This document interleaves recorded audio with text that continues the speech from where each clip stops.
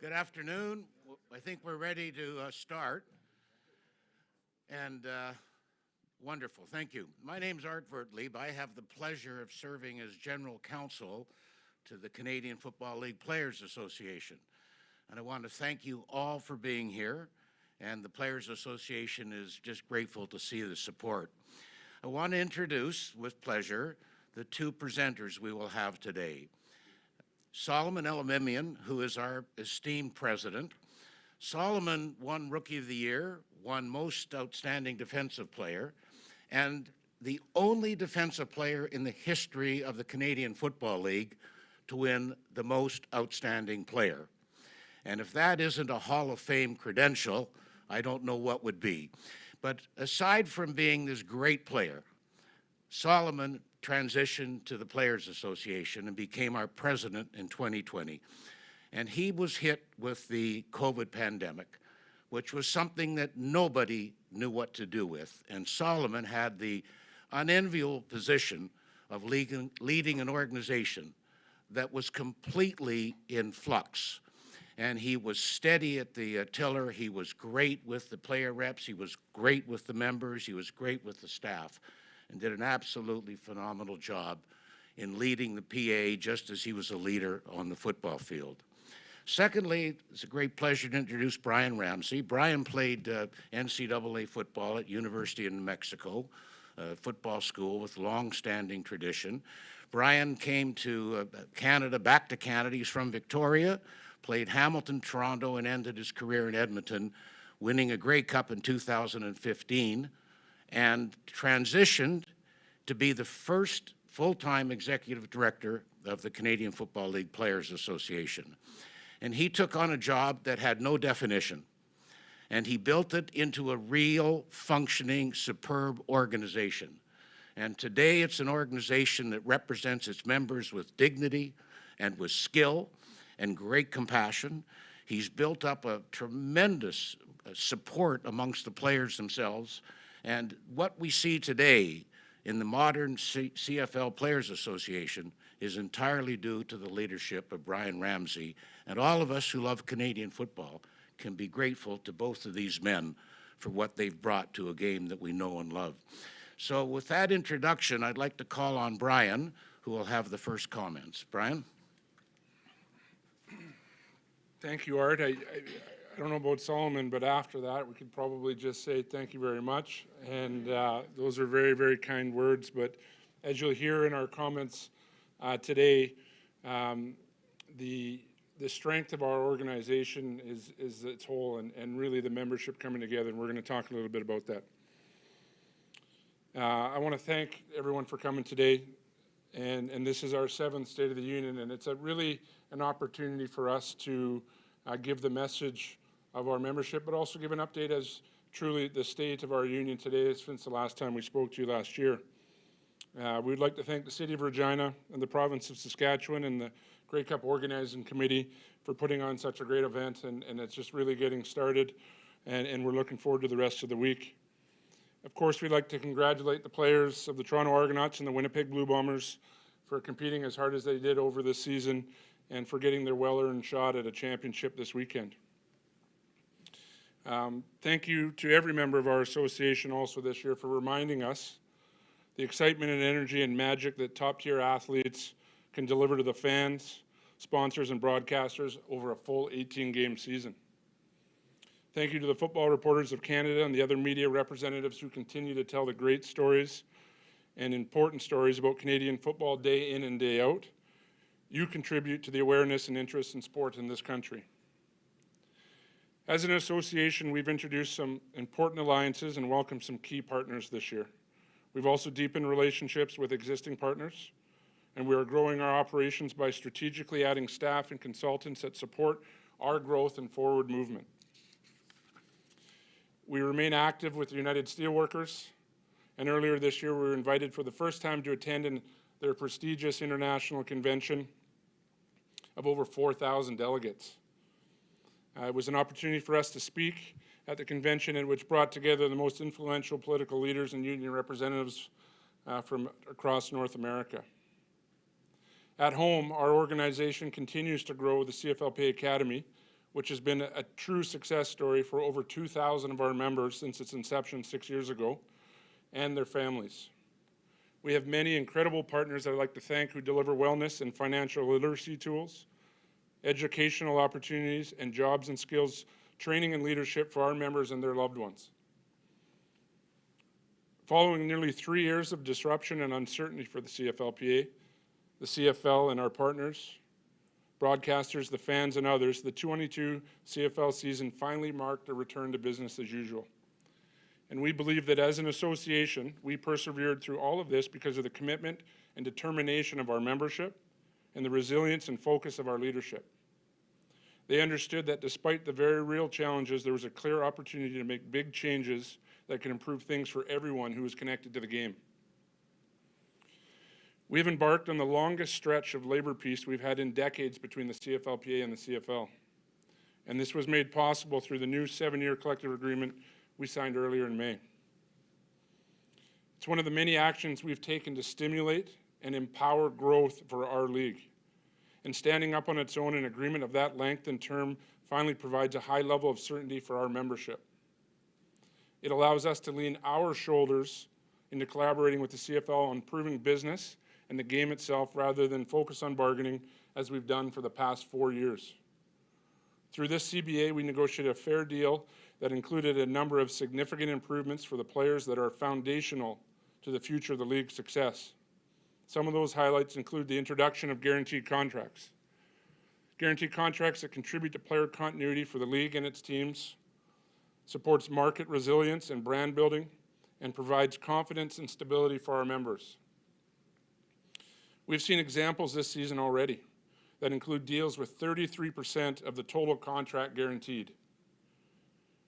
This provides certainty for our members, the football club, the community, and our fans. This is good for CFLPA membership and the game. Revenue sharing for the first time between the players and the CFL. It adds transparency, supports true partnership, and ensures players are partners in the long-term sustainability, health, and well-being of the league. We have a renewed investment in player overall health and wellness, and that improves player well-being and contribute to on-field success and more exciting and consistent gameplay that also contributes to the business side of football. Our new mental health and substance abuse programs are examples of this. Extended rehabilitation. We've seen coverage to 4 years in 2022 and 5 years in 23 and beyond. We also have a term that now ends 30 days prior to training camp. This critical change allows our members to negotiate in good faith without the threat of being held hostage in training camps across the country. For the first time in a very long time, and maybe the first time since I've been in this position, we are finally making forward progress together. And while our recent relationship with the CFL has been mostly positive, we recognize that we must continue to move away from old practices and fully embrace new ways of doing business whenever possible. But most importantly, we must do it together. Because as good and positive as this current collective agreement is, none of it matters unless we continue to move forward together and as partners. So we will give credit to the CFL, and in this regard, we are making progress on how we work together. For example, we have started to form active working groups internally and with the CFL are designed to address the business on and off the field. We're not always going to agree with each other, and we'll have opposing ideas, sometimes on important matters. However, our focus must remain on growing the business of the CFL football. We have worked hard over the past number of years to create and build in-game processes for day-to-day operations that improve how we manage our disagreements, but also grow the game. As an association, we would like to see that happen faster. We are moving forward quickly to continue to strengthen our strategic partnerships with labor unions both inside and outside of sport. We are actively advancing workers' compensation initiatives with provincial bodies. This work began in 2017 and really has not stopped. We've made significant progress in BC, and we're actively pursuing the matter with government bodies in all provinces that have at least one CFL team. And right now, the only barrier to these changes happening in British Columbia is the CFL, as all professional sports have given neutrality or have not submitted objections. Our recent polling suggests strong unity, as Art mentioned, among the membership, and support for their Players Association remains high. We are getting stronger as a union, and we remain focused on developing this partnership to continue that momentum. We know the game needs to be sustainable for the long term, and we want the CFL and our business and broadcast partners to know that not only are we here to protect and ensure the betterment of the membership, which is arguably the most important of any work we do, we are here collectively in a strategic way to help meet, grow, and expand the business objectives as well. Because we've proven that when we work together, we are stronger. I want to thank everyone for their time today. Please continue to enjoy this week. We look forward to seeing you throughout the festivities at the game, and Solomon will now say a few words. Thank you.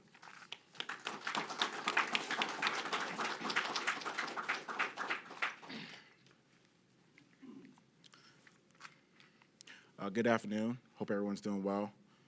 Big shout out to our player reps who are here and our board of directors. I want to thank you all for joining us today at the CFLPA State of the Union. I want to thank the entire CFLPA membership for their confidence and their commitment, not just to this year, but going back several years.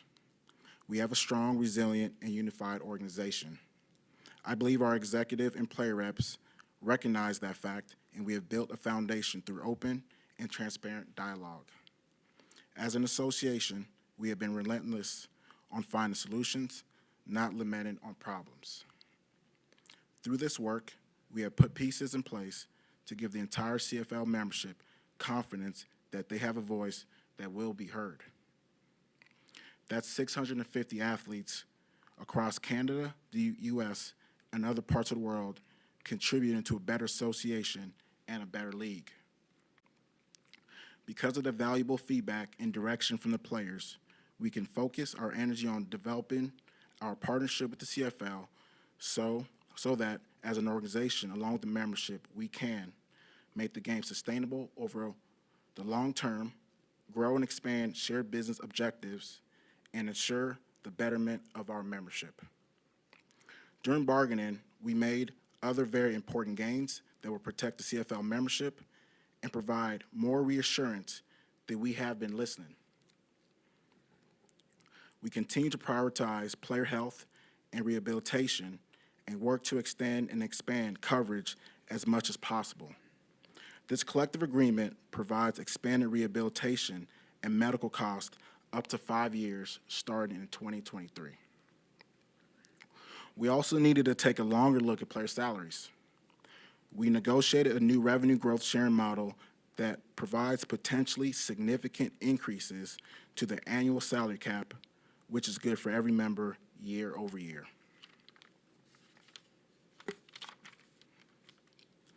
We also reviewed more direct increases, including the player minimum salary amount. Starting next year, that minimum amount will jump to $70,000 per year.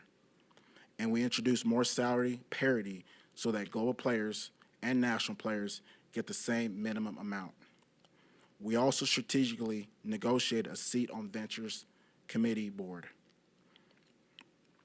This committee board focuses on new business ventures and opportunities and gives us more insight on the direction of the CFL's relationship with Genius Sports as an example. The CFLPA will have a direct opportunity at these ventures meetings to provide perspective and ideas that grow the business with new and existing partners. This is a good thing. A strong and stable union makes for a stronger and more stable league. We are being strategic.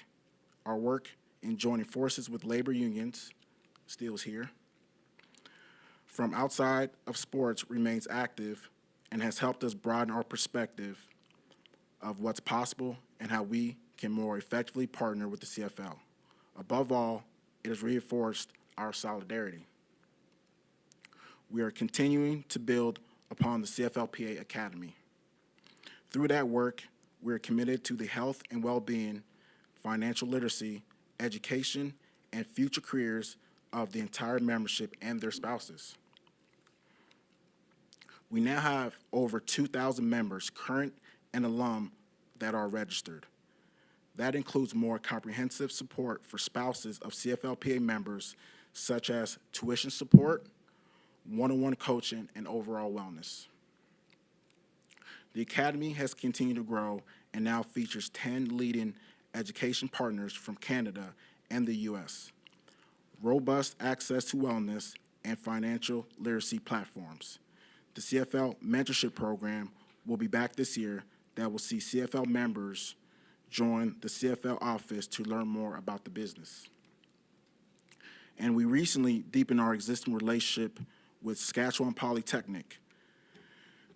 They will provide CFLPA members and their spouses opportunities to advance their education and gain access to career counseling. And just a few weeks ago, we were really excited to announce that they became the title sponsor of the CFLPA headquarters. Part of this new agreement is that Saskatchewan Polytechnic is giving away a free scholarship to one of our members. CFL members have spent this week being present and active in Regina. To celebrate the game and give back to the community, our members have visited a local women's shelter, once again committed to local minor football activity, and we just want to keep investing to help grow this game.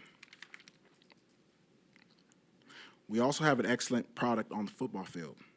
Despite the unimaginable challenges and disruption to the last 3 seasons, the CFL members put on a show this season. They came, they competed, and they entertained all of Canada.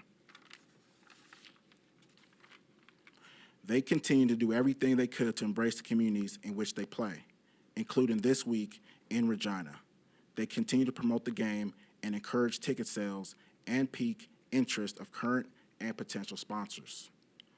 I am confident that these challenges of the past few years are beyond us, and the next few years present a great opportunity for us to positively grow our partnership with the CFL so that we can work towards solutions and make the game and the business stronger together.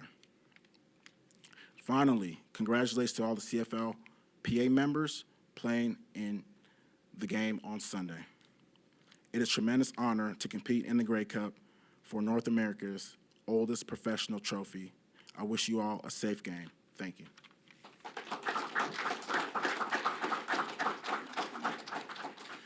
Thank you very much, Solomon and Brian.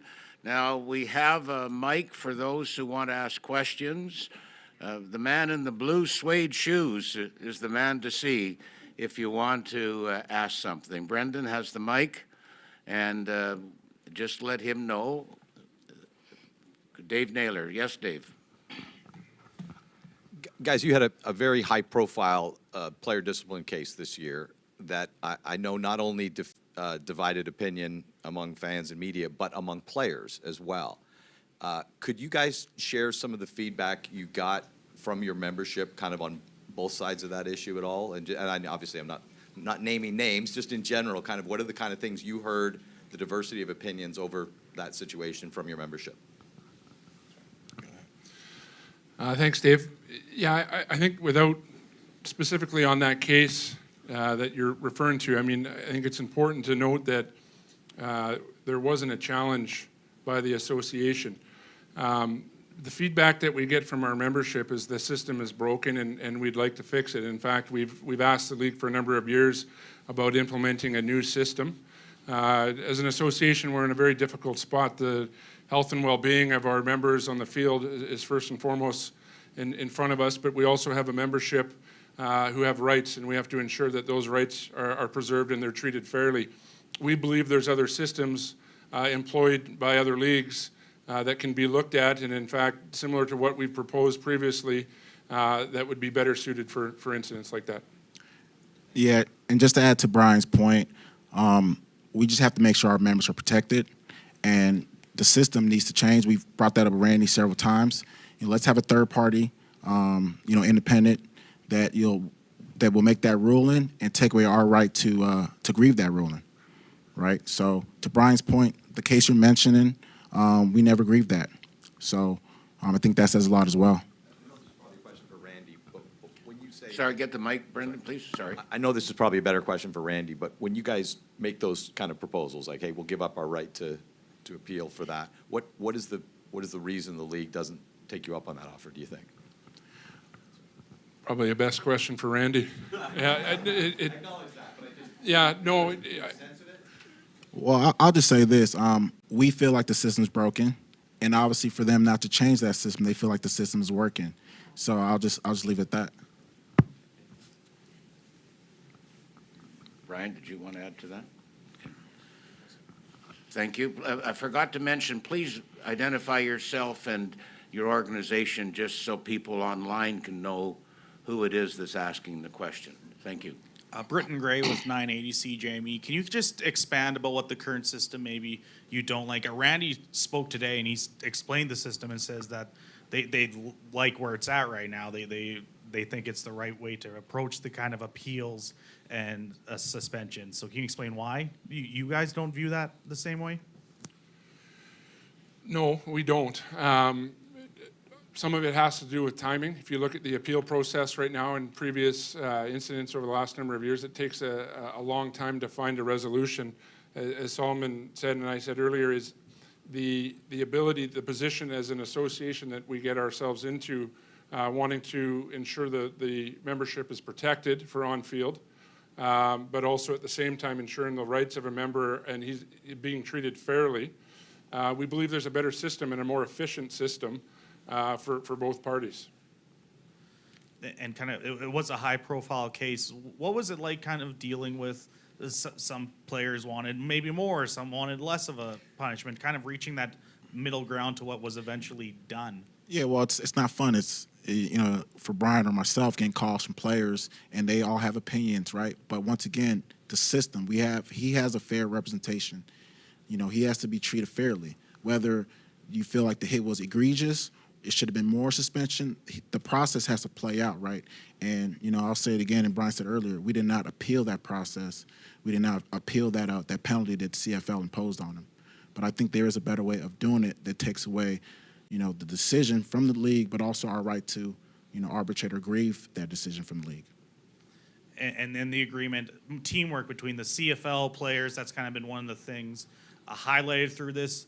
So can you give some details about maybe what fans and people can expect to see from the players in terms of kind of helping grow the game as much as the CFL wants to also grow the game?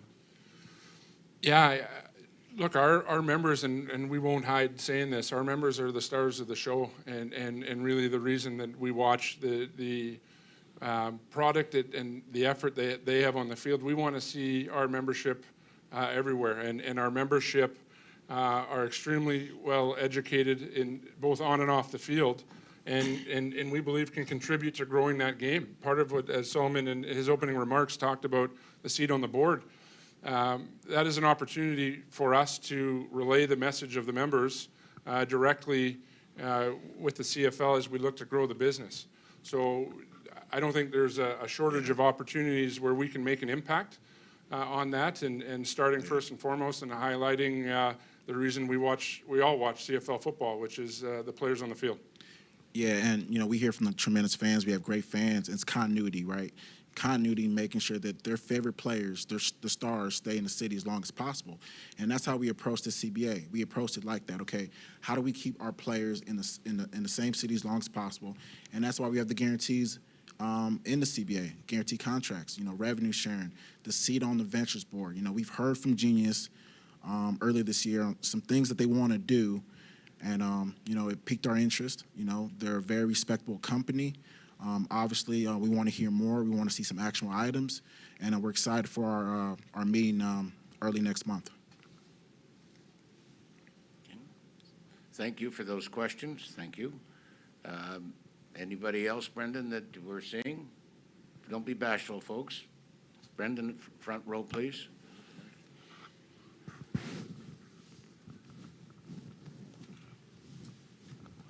Hi. Obviously, calls for some speculation, and there's a lot of variables, but how soon would you predict that we might see impact of the revenue sharing on the salary cap? Could that happen as soon as 2023, or is that likely a little bit more in the future?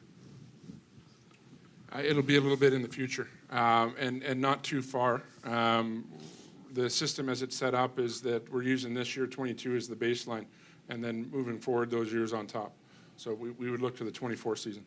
But also part of the reason that we had built in the set increases into the salary cap as well too. Just while we're waiting for the next question, I just want to offer this observation that, and because Solomon and Brian are awfully modest, as is our board of directors, about the academy. But the one thing that strikes me about the academy is that there were so many people in a career that's such a short career, as we all know, and who was helping them to transition out of their careers. This academy that this structure brought into being is the first of its kind in professional sport in North America. The very first of its kind, where the existing leadership took money and energy into developing these relationships across Canada and with Oregon State University in Corvallis to help people who didn't get their degrees when they were in university because they were playing football and couldn't graduate, or now in their careers want to have some other trade. And so this academy is training people, current and former football players, to get their degrees or develop trades that will allow them to stay in our country and be productive. And it's an enormous achievement that under this leadership, this academy came into being, and it's now starting to be mimicked in other sports organizations. It's a brilliant piece of work that we who follow the CFL really don't appreciate, and how significant a development that is, and how we can be so proud at the CFL Players Association for that enormous accomplishment. And I just wanted to say that because, you know, truly Solomon and Brian, they're so modest in the way they describe it, but it's a remarkable achievement. And I just wanted to add that because it really is very, very special in this career that these men are engaged in. Now, Brendan, how are we doing? Yes, ma'am. Brendan, up front, please. Yep. Oh, I'm sorry. Hi, Peter Van Dien, super fan for Medicine Hat. I just want to share some thoughts. For example, things you guys do great, fan access, hanging out with Damon Allen, Aaron Grimes, and all that. So appreciative to have these, and things like that. So, but things we could improve upon, like for example, where's our CFL video game? It's maybe 20 years late. Scheduling, a balanced schedule, like home and homes instead of like one team playing 4 times and only once with a different team would be nice. And scheduling. Other than that, yeah, we just keep going, and hopefully it's hard for us. We had our team gutted, and some things could be improved upon, but we just hope for the best to carry forward. And let's get that video game, please. Thank you, sir. Yeah, just a comment, if I could. I think when we have the conversations, and Solomon said this earlier, the strength of our organization right now. We had a player rep and director board meeting this morning, and the conversation was so strong, and it was on topics. I can't say that we spoke directly on the video game, but we talked about different initiatives to grow the business of that, and I think what we've seen now from our membership in the last number of years specifically is a real desire to be part of those conversations. And as Solomon said and described this collective agreement, it was really created to be able to allow that input. So I can't promise that a video game is on the horizon, but I think we can strongly say initiatives like that would be supported by our organization. Yeah, and just to add to what Brian said, one of the beautiful things about this collective agreement is it's 7 years.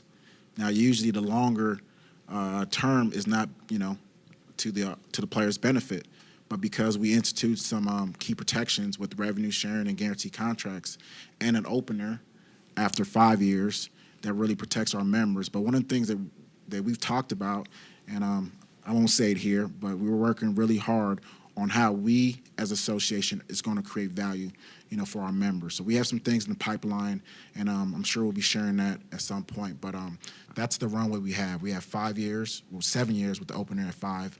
to really be able to drive some initiatives. And obviously with the seat on the Ventures Board, we'll be able to provide some input as well. So, all in all, we're moving in the right direction. And, we thank you for your support. We thank all the fans for their support. And, it's the passion of the fans that really keep us going. So thank you. Thank you, Sully. Anyone wearing a Darian Durant shirt has to be able to ask a question, so please. Who's in charge of marketing the players? Is it solely the team? Because in the last, I'd say, 8 years or so, there's not as much marketing.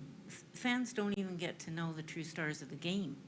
And I live where we're supposed to, here, market it really well, and I have to say that it's really fallen down in the last number of years. Can you, as an association, market the players, or does it have to be the teams?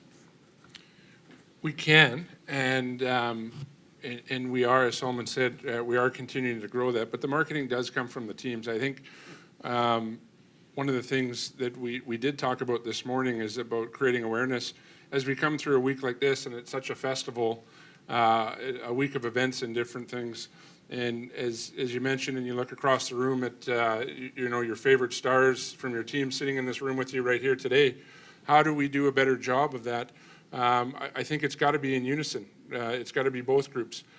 We believe that our members, I said it earlier, are the stars of the show, and they should be showcased at all the events, at Grey Cup week, throughout the season, and even in the off season. I don't know another group professional athletes that are as active in the community, that are as willing to sit down and sort of grow that. And so we know we have that in a membership. We have a membership that wants to grow that, but we're going to have to work with the teams and the league in order to do that. So we have to put pressure on the teams. Yes. Larry Dean was signing cards yesterday. Yes. Upper Deck. Yes. He's a rider. It was his picture was in an Edmonton jersey. Now, But if yes. Yes. now, Brian and Solomon will be available for one-on-one interviews at the conclusion.